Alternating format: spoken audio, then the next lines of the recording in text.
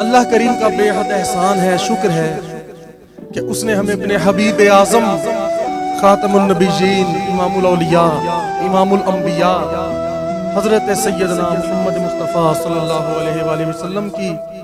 اس امت عظیم میں پیدا فرمایا اور پھر ہمیں اپنے محبوب ولی کی نسبت عطا فرمائی۔ اللہ کریم نے جو ہدایت کا سلسلہ جاری فرمایا اپنے انبیاء اور اولیاء کا، ہدایت یافتہ لوگوں کا، اب کیونکہ ہر وقت کے، ہر زمانے کے الگ الگ طور طریقے ہوتے ہیں اور ان میں الگ الگ اقسام کے لوگ پائے جاتے ہیں، الگ الگ اقسام کی سوچیں پائی جاتی ہیں، تو وقت کے ساتھ ساتھ طرح طرح کے سوالات بھی اٹھتے ہیں، اور ظاہر ہے ہر دور میں کوئی جو نبی آتے رہے یا پھر ولی آ رہے ہیں اور آتے رہے اور آتے رہیں گے، ان کے زمانے اور ان کے ماحول اور حالات کے مطابق معاملات روحانیت کے بھی اور ظاہریت کے بھی اور اس کے مطابق یہ اعتراضات اور سوالات اور مخالفین ہوتے ہیں، جس کی وجہ سے اولیاء اللہ کا اصل تشخص خراب ہو گیا، امیج خراب ہو گیا۔ کن وجوہات سے ہوا؟ جن لوگوں نے یہ روپ دھار لیے، خود ساختہ پیر جو بن گئے، نجومی بابے جگہ جگہ جو 2 نمبر بیٹھے ہیں، ان کی وجہ سے صحیح اولیاء کا امیج بھی خراب ہو گیا، اور لوگوں نے یہ سمجھنا شروع کر دیا کہ شاید وہ بھی وہ لوگ جو فیض کے قائل تھے، جن کے بزرگوں نے ان کو بتایا کہ فیض ہوتا ہے اور ولی ہوتے ہیں، وہ لوگ اس مقام پر پہنچ آئے کہ شاید یار ہوتا تو ہے فیض، ولی ہوتا تو ہے، پر یار اس زمانے میں نہیں ہے۔ پہلے تک تھے، حضور غوث پاک تھے، دادا صاحب تھے، بابا صاحب تھے، یہ مختلف اولیاء اللہ تھے، یار اب وہ بات نہیں ہے۔ یہ بڑی ناکامیابی ہے، بڑے افسوس کا مقام، اور کچھ بالکل ہی آری ہو گئے، کچھ بالکل ہی انکاری ہو گئے کہ نہیں جی وہ انہوں نے پہلوں کا بھی انکار کر دیا، بعد والوں کا بھی کر دیا، موجودہ کا بھی کر دیا کہ نہیں جی ہم یہ معاملات کو مانتے ہی نہیں۔ اچھا، اس کی وجہ یہ بھی بنا کہ جو خود پیر بنے ہوئے تھے انہوں نے طرح طرح کی باتیں، لوگ اتنی عقیدت اور محبت کے ساتھ، ادب کے ساتھ جب ان لوگوں کے ساتھ جڑے تو انہوں نے آگے سے ایسے معاملات کیے، ایسی باتیں کی، ان کا جب عمل دیکھا گیا تو لوگ دیکھ دیکھ کر متنفر ہو گئے، اور بڑی گہری ٹھیس پہنچی، بڑی چوٹ پہنچی اس امیج کو جو اولیاء اللہ نے پیدا فرمایا۔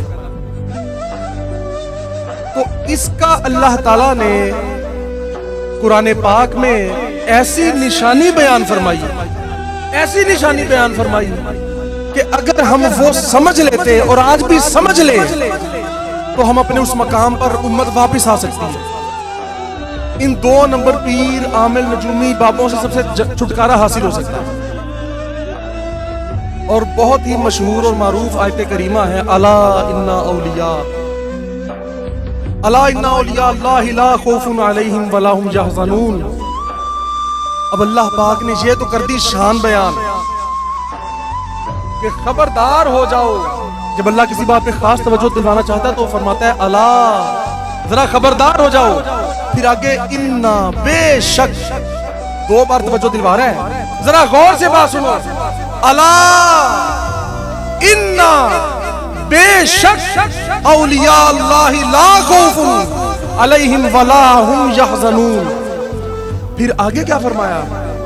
الذین آمنوا وکانوا یتقون۔ یہ ذہن میں رکھنا کہ وہ لوگ جو ایمان لے کر آئے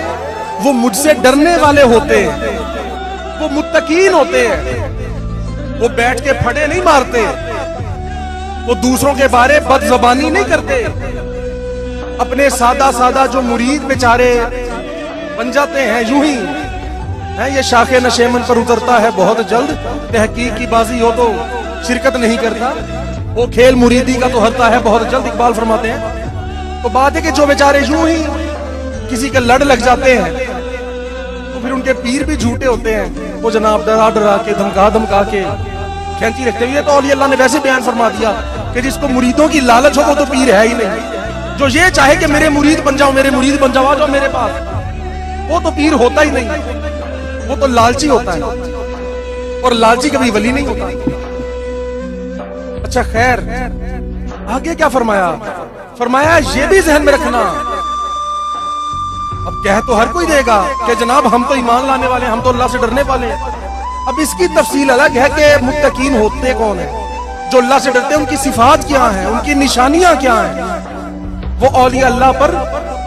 بکواسیات نہیں کرتے، وہ ہر کسی پہ جناب زبان درازی نہیں کرتے،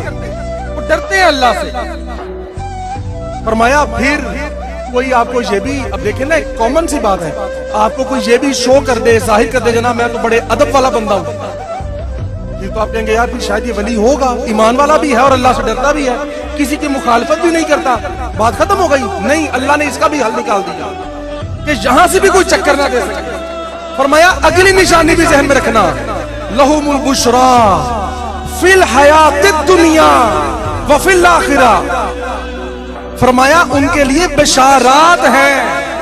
اسی دنیا کی زندگی میں اور پھر آخرت میں بھی ہیں، اور فرمایا یہ ذہن میں رکھنا، لا تبدیل لکلمات اللہ، اللہ نے جو کہہ دیا سو کہہ دیا، وہ تبدیل نہیں ہوتے کلمات، ذالک هو الفوز العظیم، اور یہ اللہ کا بہت بڑا فضل ہے۔ اچھا فضل کیا ہے؟ غور کریں یہ پورے سیکوینس میں، ان آیات کے سیکوینس میں غور کریں، دنیا میں کیسے پتا چلے گا؟